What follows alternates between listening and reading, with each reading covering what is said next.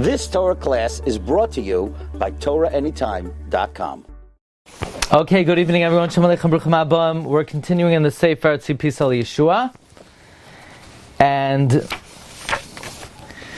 Chavetz Chaim is now going to address the stirring question. What's the delay? What is taking so long? And the Chavetz Chaim says, Ve'etzem inyan ha'ichar yesh tshuva pshuta. The inherent reason for the delay, there's a simple reason. What's the reason? Ki hinei ha'kasav oimer. Because the pasuk says, V'dar revi yashuvu heina. The fourth generation will come back to Eretz Yisrael. Hashem tells Avram Avinu that your children will be exiled in a land that does not belong to them. And the fourth generation will return. Why? Why so long? Why can't the second generation return? Ki lo shalem avoin ha'amori ad hina. The sin of the Amorite will not be complete until now. Which means that even though Hashem promised Abraham that Klal Yisrael will come back to Eretz Yisrael, but there has to be a just reason to chase out those who are occupying it, the Amorim. And their sin had not reached its completion yet. Their sin has not been complete. Says the Chavetz Chaim, there it was only 7 nations. And nevertheless,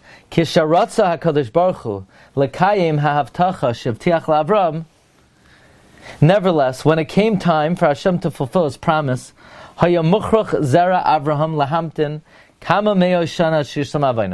children of Avram had to wait hundreds of years until their sin was complete. So think about it. Hashem had a promise. He promised He's going to bring us back. And yet, we were waiting for Hashem to bring us back because in the meantime the Amori were on the land and their sin did not max out yet. So it says the Chavetz Chaim, there was only 7 nations, and yet we had to wait until their sin reached a boiling point. So in the end of days, we're going to have to wait until the sins of all the nations of the world reach a boiling point, and that could take a lot longer. So therefore, nowadays, the whole world has to be purified. And everything has to come under the dominion of God, Umelch Mashiach, and the King of Mashiach.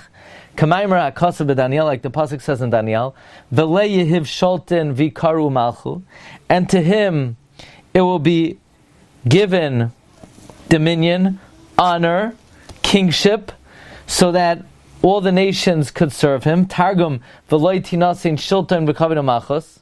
So huchrach hadavar limashach zman rab. It has to take a lot of time.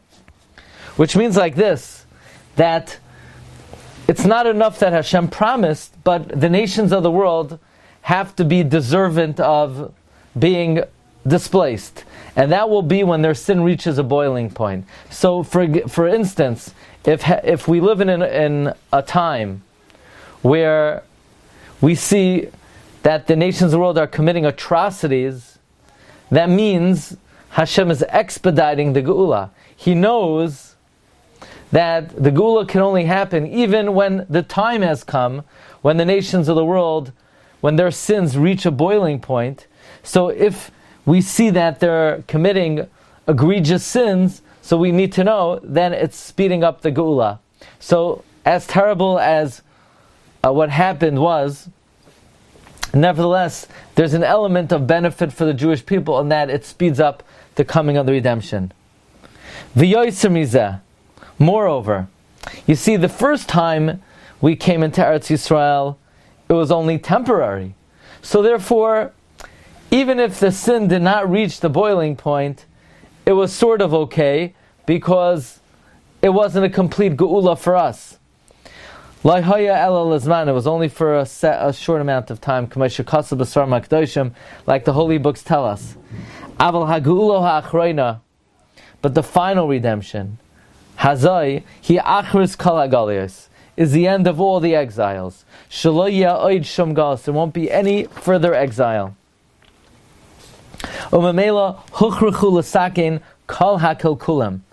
Therefore, since here we come to another principle, that the purpose of Galus is to correct any corruption.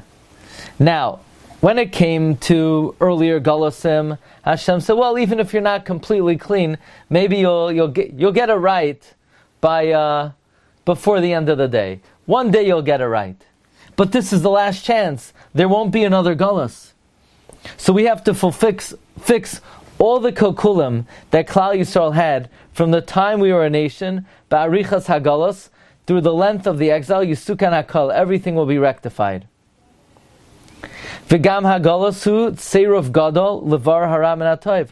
Likewise, the galus is a great purification to select evil from good. Therefore, Chemaimer hakasa b'Daniel, like the pasuk says in Sefer Daniel, all the way at the end, b'soifai, yizbararu, it will be explained, v'yislabnu will become clear, v'yitzarfu will be purified, rabim, many will gain a very clear understanding of the ways of Hashem, ulchol zet tzarch zman rav. This all requires a lot of time. So therefore, the Chavetz Chaim is explaining that the reason for the length of the Galus is basically twofold. That this is what it seems. Reason number one is even after a promise has been made, but those who are being displaced, their sin has to warrant their punishment, and so to speak, reach a boiling point. And if the 7 nations it took 4 generations, then the 70 nations maybe will take 40 generations. So they have to reach, Hashem has to determine that the nations of the world reach a point of Shalem Avoin Ha'amoiri. And furthermore, the sins of the Jewish people need to be rectified, need to be niskan. And this is basically the last chance, because there are no more Golusin after this. So it is incumbent upon us to be masakin, not some sins, but all the sins of the Jewish people, and that is rectified through the Arichas HaGalus. Be'ezus Hashem, tomorrow we're going to try to finish Parak Beis, and until then, I wish everyone a wonderful day. Kol Tov, everyone. But the Tarchis barrier will be explained, or this is a Russian and fire? I'm teaching it to be explained. And that comes from the Abarbanel's Perush on Daniel.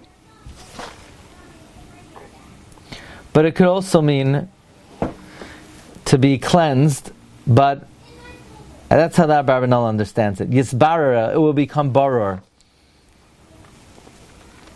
Okay? Hatzlacha, Kol Tov.